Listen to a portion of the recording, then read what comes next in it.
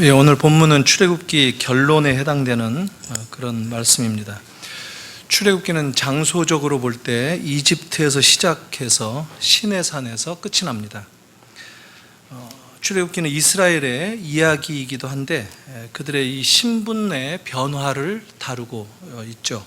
종살이 하다가 하나님의 백성으로 부름받아서 이제 시내산에서 새 언약의 백성이 되었습니다. 오늘 우리에게도 같은 의미를 충분히 전달하고 있죠. 출애굽기가 시작되고 끝날 때까지 이 시간적으로는 아주 오랜 세월이 흘렀습니다. 모세가 태어날 때의 이야기를 다루면서 책이 시작되는데 무려 80몇 년 동안 이 지난 시점에 오늘 본문이 끝이 납니다. 하나님은 뭐든지 대충 하시는 법이 없고 아주 철저하게 준비하시는 분인 것을 알 수가 있습니다. 처음 모세를 이집트에 보내면서 구원의 목적을 하나님이 말씀하셨을 때 자기 백성들이 다시 이곳으로, 이 시내산으로 와서 예배해야 된다라는 말씀을 하셨습니다. 그 예배의 최초 패턴, 바로 이 성막 제사를 위해서 성막 건축을 명하셨고, 이제 건축이 다 마친 다음에 하나님의 임재가 가득한 영광을 보는 장면으로 이 출애굽기는 그 긴 40장의 막을 내립니다. 그리고 오늘 이 이야기야말로 출애굽기의 결론으로 얼마나 적절한지 하는 것을 우리에게 그 내용상으로도 충분히 그 의미를 전달해 줍니다. 이 성막 건축이 처음 명령된 것은 이스라엘이 이집트에서 구원받아 처음 시내산에 머물면서 십계명을 받을 때였습니다. 25장 8절에 나오는데요, 내가 그들 중에 거할 성소를 그들이 나를 위하여 짓되, 이렇게 말씀을 하셨습니다. 하나님 모세와 이스라엘에게 성막을 지으라고 명하셨습니다. 그들이 구원을 받은 목적이기도 했습니다. 구원을 확인할 만한 인증샷 같은 것이 오늘 이 성막 건축의 완성이었습니다. 성막은 하루아침에 지어진 것이 아닙니다. 성막을 지으라고 명령을 받고 최소한 9개월이 지난 후에 성막이 완공이 됩니다. 성막은 이 텐트라고 영어로 쓰여진 장막, 이 천으로 지어진 그런 것인데, 그렇다고 이 땅을 판 것도 아닙니다. 기초석을 깔아 놓은 것도 아니고 시멘트를 갖다 부어서 건축을 한 것도 아닙니다. 전기 공사를 특별히 한 것도 아닌데도 불구하고 9개월이나 세월이 들어갔습니다. 이 모든 성막 건축은 백성들의 자원하는 마음으로 가져왔던 물품으로 진행되었습니다. 이스라엘의 모든 남녀가 기꺼이 동참해서 가져왔던 그 재료가 넘쳐났다고 말할 정도였습니다. 그들은 아주 감사한 마음으로 자원해서 귀중한 물품들을 가져왔습니다. 그런데 이 이스라엘 백성들이 누구였느냐면 바로 그 성막 물품들을 가져오기 바로 직전에 금송아지를 섬겼던 그런 배교자들이었습니다. 금송아지를 만들었던 이 이스라엘이 이제 변해서 성막 기물들을 사용하라고 가져왔던 그 모습에서 우리는 진심으로 헌신된 은혜 받은 하나님의 백성의 모습을 볼 수가 있습니다. 건축에 참여하게 될 지혜로운 사람들도 하나님이 직접 섭외를 해주셨죠. 브사렐 그리고 오홀리압, 이 사람이 성막 프로젝트의 매니저 역할을 맡았습니다. 그 밖에도 하나님은 성령이 충만한 전문 기술자들을 디자이너로, 또 금속 세공가로, 또 목수로 다양하게 동원시켰습니다. 성막이 지어지는 동안에 우리는 아주 여러 차례 확인하기를 어떻게 말씀대로 정확하게 성막을 지었는가, 말씀대로 되었는가 하는 것을 확인받습니다. 모세는 그런 점에 있어서 아주 신실한 종이었어요. 성막 건축을 아주 잘 감독했을 뿐만 아니라 때마다 간격을 두고 말씀대로 정확하게 지어져 가고 있는지, 또 지어졌는지를 일일이 점검하고 검사했습니다. 인스펙션, 마치 조사관처럼 일일이 검토를 했다고 합니다. 그리고 모든 성막 건축이 완료되었을 때 오늘 본문 앞장에 나오는 39장 34절, 33절부터 41절까지 보면 자세히 검사했던 이 모세의 활동이 나옵니다. 그리고 42절에 뭐라고 기록되었느냐면 여호와께서 모세에게 명령하신 대로 이스라엘 자손이 모든 역사를 마치매라고 했는데 모세가 일일이 말씀대로 되었는지를 확인하는 그런 모습을 말하고 있는 그런 구절이기도 하죠. 이제 성막 건축이 완공되고 하나님께 성막이 올려드려지는 순간입니다. 모든 기물이 다 만들어져 제자리에 놓이게 되었고 이제 마지막 천막이 덮여졌을 때 출애굽기가 다 설명하지 못했던 그런 여러 내용들을 또 민수기가 다르게 자세히 덧붙이는 게 있는데 민수기 7장을 보면 전체가 11지파가 차례대로 유다 지파부터 시작해서 성막을 하나님께 어떻게 봉헌하면서 어떤 제물들, 어떤 헌물들을 가져와서 드렸는가 하는 것들을 상세하게 기록하고 있습니다. 이렇게 모든 것이 마지막까지 준비되었을 때 성막은 완성되었습니다. 그리고 오늘 본문 34절, 35절에 이렇게 나옵니다. 구름이 회막에 덮이고 여호와의 영광이 성막에 충만하니 모세가 회막에 들어갈 수 없었으니 이는 구름이 회막 위에 덮이고 여호와의 영광이 성막에 충만함이었으며 백성들은 하나님의 영광의 구름으로 장막 위에 내려오는 것을 보았다고 합니다. 성막은 구름이 덮였고 지성소에 하나님의 영광의 임재가 빛이 났습니다. 역사적이고 아주 잊을 수 없는 그런 순간이었죠. 하나님의 영광이 이제 성막 속에 그리고 성막 위에 가득 충만하게 임했습니다. 갑자기 그들이 정성껏 가져와서 성막을 장식했던 금은 보석의 재료들이 아무것도 아닌 것처럼 여겨졌습니다. 형형색색의 보석과 아름다운 옷감의 빛깔들이 보여주는 그런 모든 내용물들이 여호와의 영광에 의해 빛을 잃고 말았습니다. 엄청난 재물들과 헌물들의 위용과 아름다운 그 반짝이는 인상들, 그것들이 다 사라져 버리고 오히려 초라하게 느껴질 정도였을 것입니다. 뭘 보여주느냐면 하나님의 영광이 이렇다는 겁니다. 하나님의 영광에 견주어서 비할 것은 아무것도 없습니다. 그 어떤 것도 하나님의 영광의 구름에 비교될 아름다움, 찬란함은 없습니다. 왜냐하면 그 이전까지만 해도 빛이 났고 아름다웠고 했지만 이제 하나님의 영광이 임하는 순간 그 모든 것들이 다 사라졌습니다. 하나님의 현존하심, 하나님이 친히 직접 나타나셨기 때문입니다. 하나님의 나타나심이 성막의 진정한 영광입니다. 교회를 아름답게 짓고 웅장하게 짓는 것은 무슨 것을 뜻하는 겁니까? 하나님의 위대하심, 하나님의 아름다움, 하나님의 그 모습들을 패러디하는 것에 지나지 않지 않습니까? 하나님의 영광의 구름은 한마디로 이런 모든 패러디들을 뭘 뜻하는가 하는 것을 보여주고 있는데 하나님이 마치 안 계신다면 아무것도 아니다라는 것입니다. 아무 소용이 없다는 겁니다. 우리 교회도 하나님이 계시지 않는다면 우리는 아무것도 아닙니다. 존재 없이 사라지는 그런 아주 뭐라고 할 수 없을 만큼 소용없는 그런 초라함 그 자체입니다. 성경은 그런 그 성막의 아름다움, 성막이 얼마나 멋지게 지어졌는가, 성막이 얼마나 크고 위대한가 하는 것을 일체 말하지 않습니다. 출애굽기에서 단 한 구절도 그런 것에 관심을 보이지 않습니다.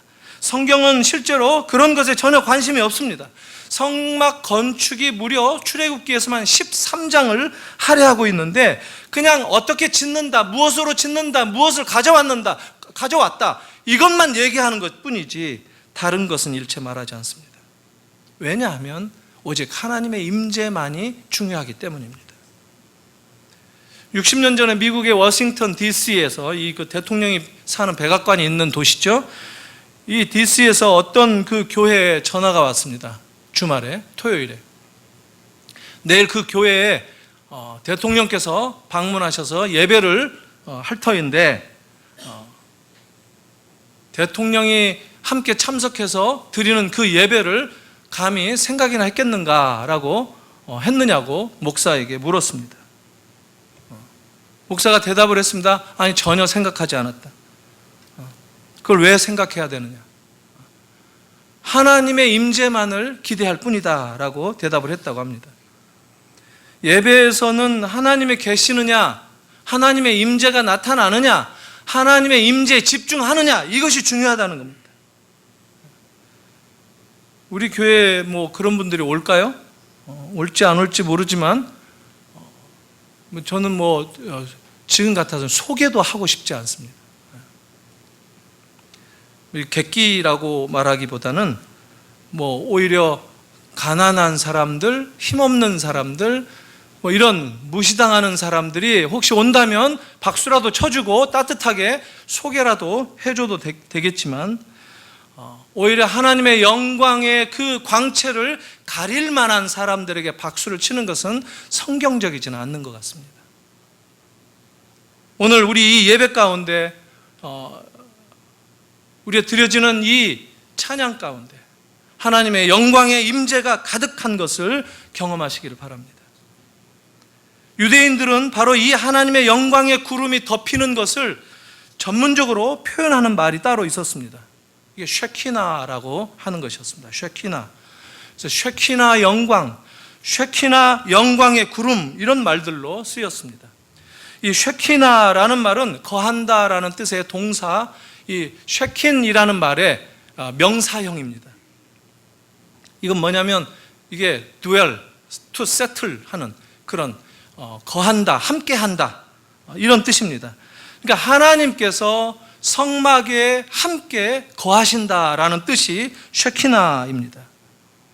원래 이 성막의 히브리어는 이 미쉐칸이라는 말을 씁니다. 미쉐칸. 미국의 미시간 주 있죠, 주. 이 미시간. 이게 성막이라는 히브리 말이에요. 거기서 온 것인지는 몰라도 똑같습니다. 철자도 미시간. 간이 아니라 칸이어야 되네. 근데 이것도 이 쉐키나에서 온 말입니다. 쉐키나. 그러니까 하나님의 함께 거하시는 곳, 그것이 바로 성막이라는 곳입니다. 그리고 우리가 분명히 오늘 확인해야 될 것이 뭐냐면 성막은 철저하게 하나님의 아이디어였다라는 겁니다. 모세가 만들거나 모세가 디자인하고 그런 게 아닙니다. 철저하게 하나님이 지으라고 계획하셨고 명하셨고 그대로 되어진 것입니다.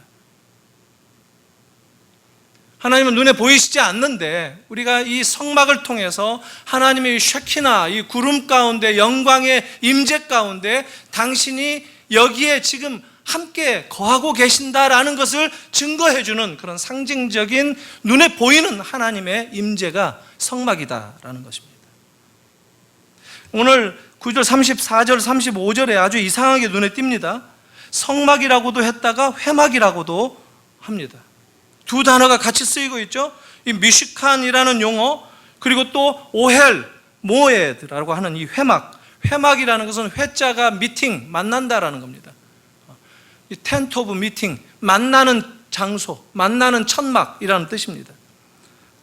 이 두 용어의 이 차이가 별로 없는데 서로 비슷한데 출애굽기의 다른 곳에서 만남의 장막, 이것이 성막과 완전하게 다르게 묘사된 것이 하나 있습니다. 금송아지 사건 때 33장 7절에 이런 말이 나오는데요. 모세가 항상 장막을 취하고 진 밖에 쳐서 진과 멀리 떠나게 하고 회막이라 이름하니 여호와를 앙모하는 자는 다 진 바깥 회막으로 나아가며, 이렇게 말이 나오는데 여기서 흥미로운 것은 성막이 지어지기 이전에 회막이 존재했다는 사실입니다. 그 회막은 백성들이 여호와 하나님을 보기 위해서 나아가는 만남의 장소다라는 것입니다. 그러니까 우리 인간들이 하나님을 경험하는 두 가지 방법이 있는데, 하나는 하나님의 임재를 경험하는 것과 또 다른 것은 하나님과의 만남이라는 방식입니다.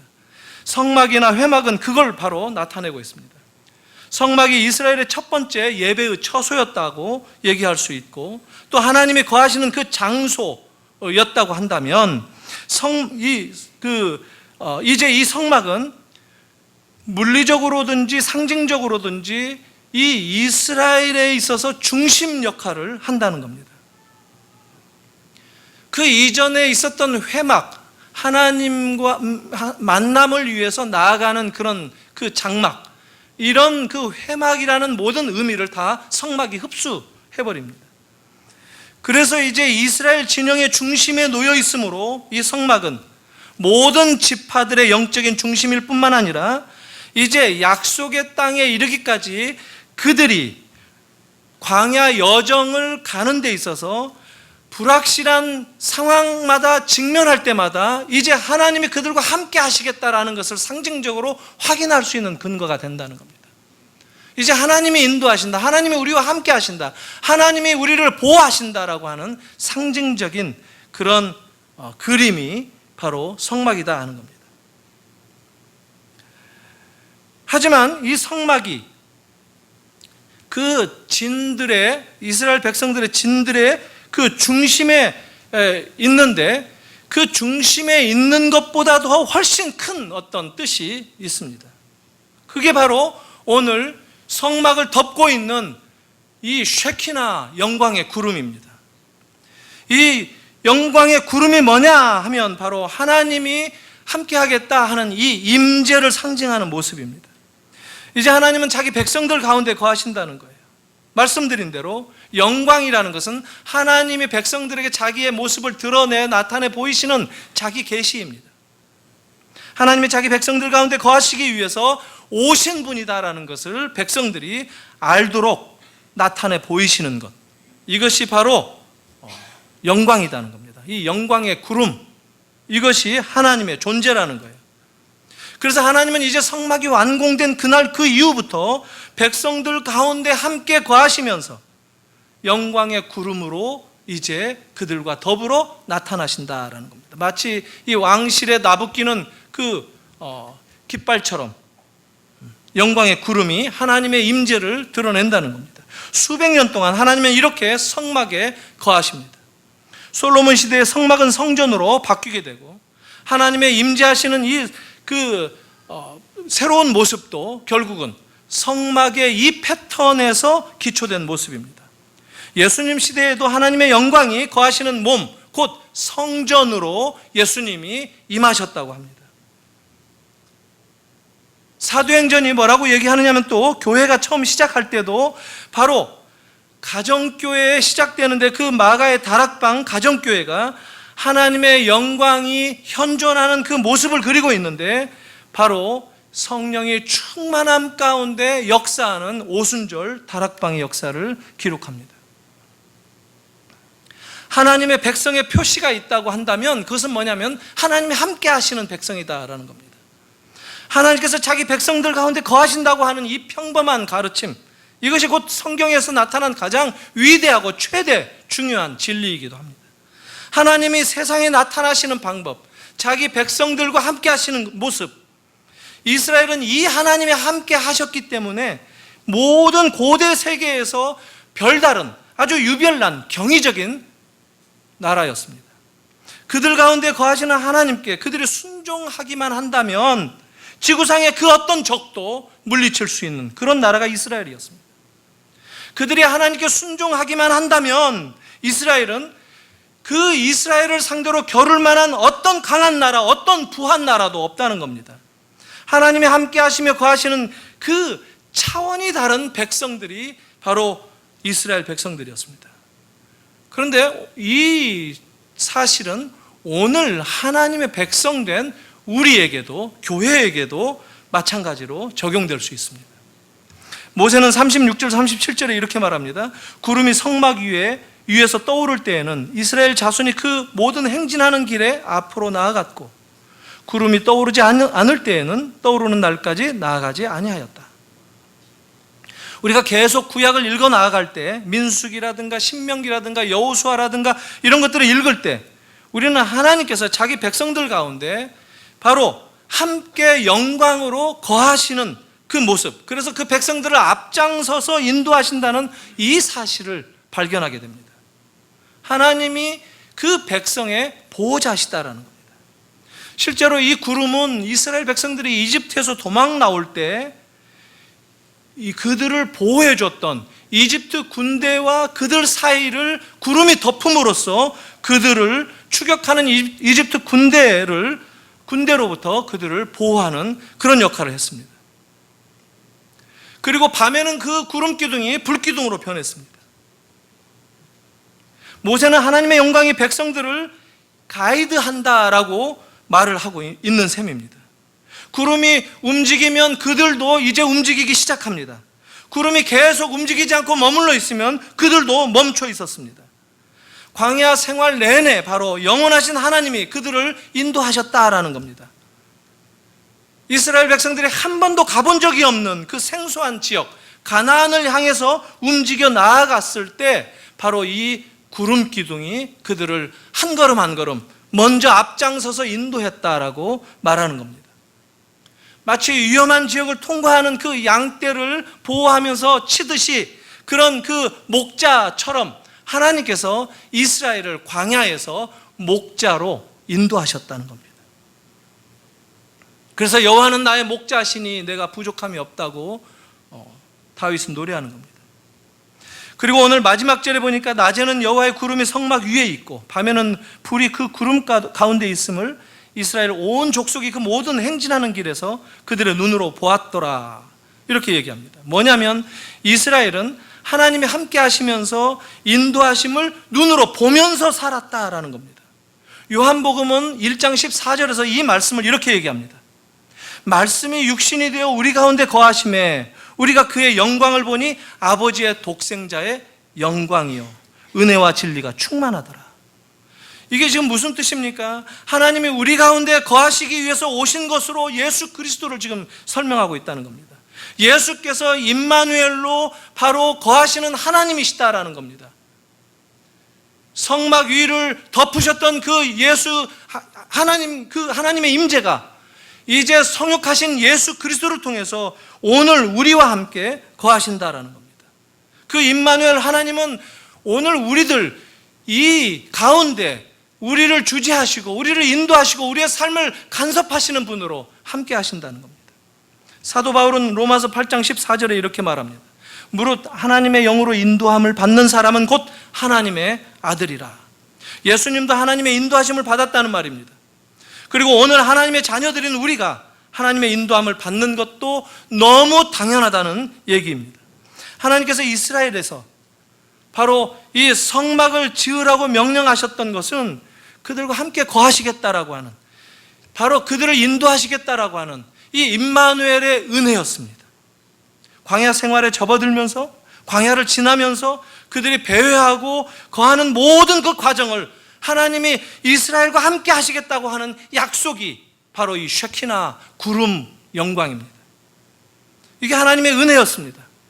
옮길 때마다 인도를 받아야 됐고 그때마다 성막은 다시 조립되고 다시 해체되고 다시 또 지어지고 이런 것을 반복했다는 겁니다. 반복의 이 뜻이 뭡니까? 반복은 아주 강조한다는 겁니다. 반복은 교육에 아주 좋은 도구입니다. 말씀대로 이렇게 성막을 조립하고 다시 해체하고 다시 풀고 다시 엮어서 다시 성막을 건축하고 하는 것들, 이것이 계속 반복되었다는 겁니다. 말씀대로 따라서 행했다는 말이 반복되는 이유도 여기에 있습니다. 이게 아주 중요합니다. 말씀대로 했다라고 하는 것, 이것이 중요합니다. 우리들도 말씀대로 사는 것, 이것이 중요합니다.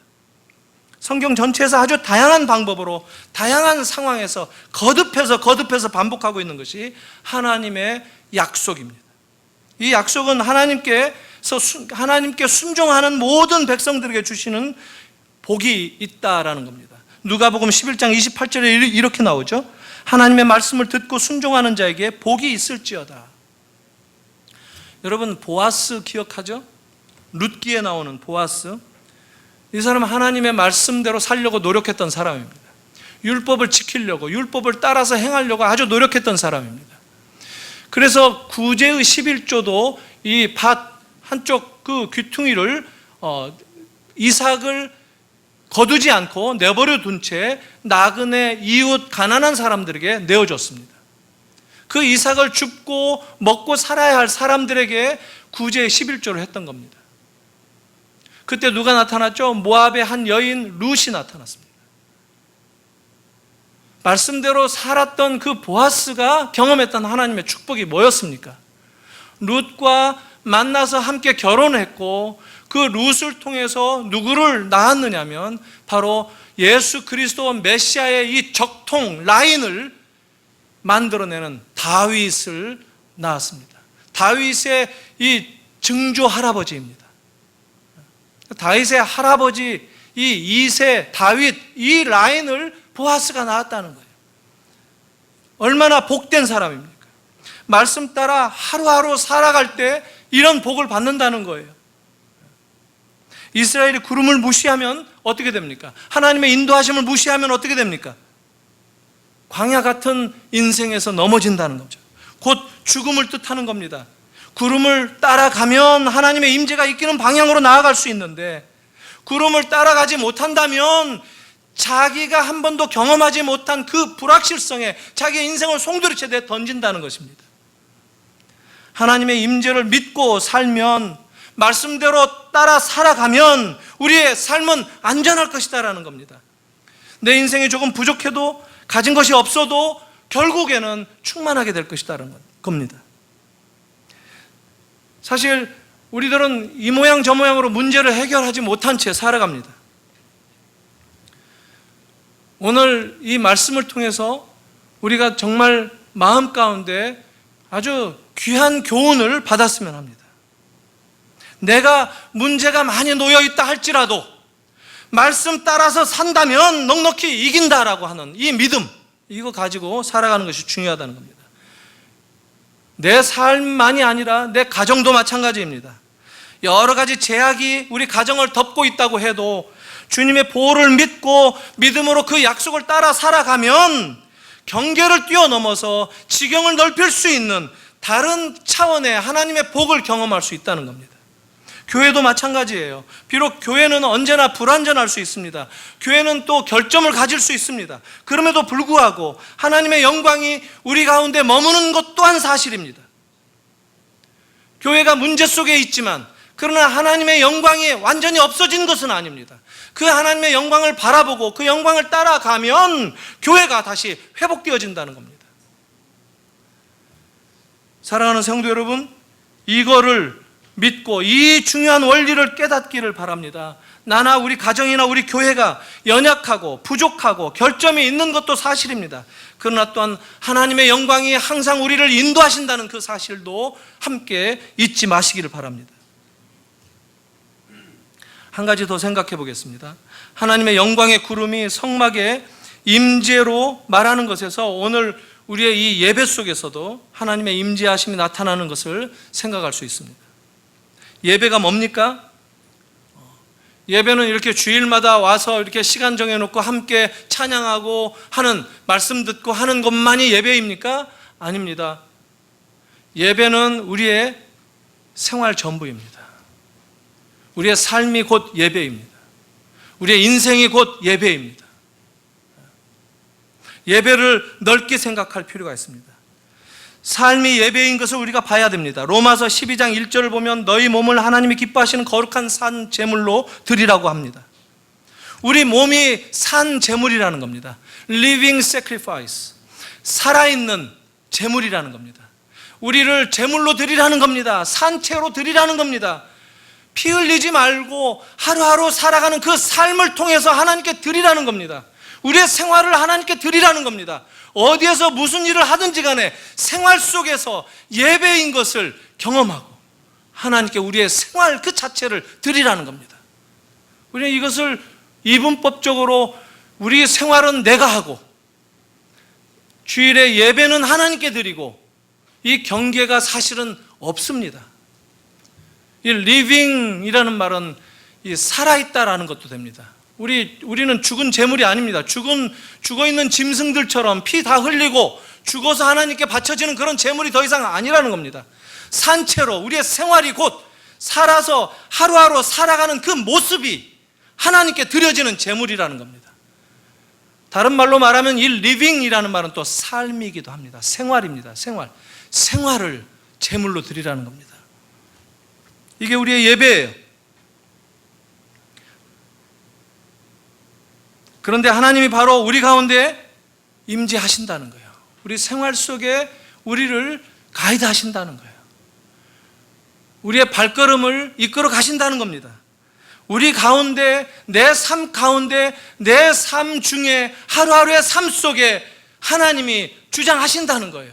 나를 인도하신다는 겁니다. 내가 어려운 일을 겪고 있어도, 내가 때로는 실패해도, 내가 사람들에게 혹 거절당할지라도, 사람들에게 혹 배반당하기도 하고 이렇게 그런 경험들을 하고 슬픔 가운데 있을지라도, 사람들은 나를 버려도 주님은 나를 버리지 않고 주님은 나와 함께 하겠다는 겁니다. 사실 요즘 얼마나 살기가 어렵습니까? 어제 권사님들하고 저 금산교회 다녀왔어요. 다녀오다가 제가 그 기도 제목 나누면서 들었는데, 우리 한 권사님 아드님이 한 20몇 년째 가르치는 학원을 운영하고 계시는데, 요즘이 가장 어려운 시절이랍니다. 여러분 뭐 사업하시거나 직장생활 하시면서 그런 거 못 느끼십니까? 요즘 살기가 가장 힘들죠? 경제적으로 뭐 빈부의 이 격차도 더 늘어났고 커졌고, 힘든 사람들이 주변에 너무 많은 게 오늘 우리들이 살아가는 현실입니다. 정말 힘들죠. 무슨 방법이 없겠습니까? 방법은 다른 게 없습니다. 그러나 그 어떤 방법보다도 위대한 방법이 있습니다. 우리와 함께 하시고 우리를 보호하시고 우리를 인도하시겠다고 약속하신 그 주님을 바라보는 겁니다. 그 주님 바라보면서 어려움을 이기시기 바랍니다. 주님은 우리와 함께 하시겠다고 약속하셨습니다. 그리고 임마누엘로 우리와 함께, 지금도 나와 함께 하신다고 약속하신 것을, 이것은 구약 이스라엘 백성들은 그림으로 지금 그 약속을 바라보면서, 약속을 믿으면서 앞으로 먼 훗날 있게 될 그 약속의 성취를 바라보았지만, 우리는 이미 그 모든 성취를 다 경험한 이후에 사는 사람들입니다. 예수 그리스도께서 이 모든 약속의 성취를 완전하게 완성하신 지가 이미 2000년이 흘렀지 않습니까? 우리는 그 약속을 품고 살아갑니다. 약속을 이미 우리의 것으로 삼을 수 있는 충분한 경험을 가지고 있다는 거예요. 아까 우리 찬양했죠? 나를 덮어달라고 주님께 호소하는 수밖에 없습니다. 내 삶을 비춰달라고, 주님의 빛으로 내 삶을 비춰달라고, 주님의 영광 가운데 우리를 인도하시라고, 그걸 노래하는 수밖에 없습니다. 사랑하는 성도 여러분, 함께 내 삶을 주님의 그 영광의 구름으로 덮어달라고 기도하십시다. 내 안에 무너졌던 모든 소망이 다 회복될 수 있도록 주님께서 나를 인도하시라고, 주님께 우리의 모든 삶을 내 맡기겠노라고, 우리의 모든 믿음을 주님께 보여드리십시다. 이스라엘 백성들은 이 금송아지를 섬길 때만 해도 배교자들이었습니다. 그러던 사람들이 하나님 앞에 그들의 모든 가지고 있는 것들을 다 기꺼이 자원하는 마음으로 가져왔다고 하지 않습니까? 저 여러분들한테 그렇게 가져오라고 지금 이 말씀 드리는 게 아니에요. 그들의 변화를 얘기하는 겁니다. 그들은 죽을 수밖에 없었던 자들이에요. 죽어 마땅한 죄인들이었습니다. 그러나 하나님의 은혜를 경험한 자로서, 하나님의 그 은혜의 깊이가 무엇인지를 깊이 깨달은 사람으로서 그런 마음으로 하나님 앞에 성막을 지었다 하는 것을 말씀드리고 싶습니다. 이 은혜를 붙잡아야 됩니다. 이 하나님의 은혜를 붙들고 승리하는 여러분들이 되시기를 바랍니다. 결국 은혜가 이깁니다. 은혜를 깨달은 자에게는 감당할 수가 없습니다. 세상의 어떤 악도 이 은혜를 깨달은 사람을 넘어뜨릴 수 없습니다. 이게 왜냐하면 하나님의 지혜이기 때문에, 하나님의 방법이기 때문에 그렇습니다. 사랑하는 성도 여러분, 하나님께 내 삶을 만져주십시오. 주님, 내 안에 혹 죽어가는 그런 예배가 있습니까? 내 삶이 주님께 드려지는 제물로서 적절하지 못한 그런 삶이 있습니까? 내려놓겠습니다. 주님, 저를 붙잡아 주십시오. 제 삶의 예배를 살려주십시오. 죽어가는 모든 예배를 다시 회복시켜 주십시오. 이렇게 주님께 호소하십시다. 이스라엘의 그 진중에 하나님이 내려오셔서 이스라엘의 모든 그 생활 가운데 함께 하시면서 그들과 함께 삶을 나누고 그들을 보호하시고 그들을 한 걸음 한 걸음 인도하시고 함께 하셨던 그 하나님께서 오늘 우리들의 삶을 그렇게 함께 보호하시고 인도하시고 이기도록 이끄시는 것은 너무 마땅한 일입니다. 이것을 붙들고 승리하시는 여러분들이 되기를 바랍니다. 같이 기도하겠습니다. 하나님 아버지, 그렇습니다. 우리의 삶이 혹 죽어갈지라도 우리의 생활이 연약함 가운데 파묻혀 있을지라도 주님을 기억하고 주님의 약속을 붙드는 그 순간 우리의 삶이 변화될 줄을 믿습니다. 이 약속을 붙들고 우리가 누구인지, 우리가 어떤 삶으로 주님께 드려야 하는 존재인지를 깨닫는 우리 모든 심령들 되게 하여 주시옵소서. 예수님의 이름으로 기도하옵나이다. 아멘.